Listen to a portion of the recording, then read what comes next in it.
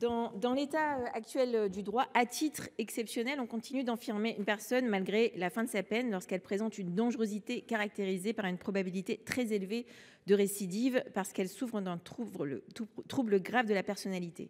Nous avons deux choses ici. Une conjonction de subordination qui marque une relation causale et le trouble grave de la personnalité qui renvoie à une pratique psychiatrique longue, connue et une évaluation d'ordre médical.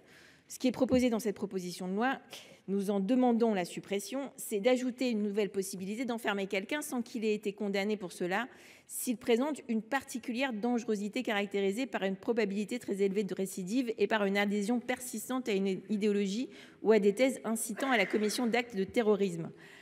Monsieur le rapporteur, dans votre rapport consacré au bilan de la loi SILT en 2020, ce que vous écriviez à propos du suivi judiciaire peut être répété maintenant. Les conditions d'appréciation de la dangerosité et du risque de récidive reposent exclusivement sur un examen clinique confié à des experts psychiatres.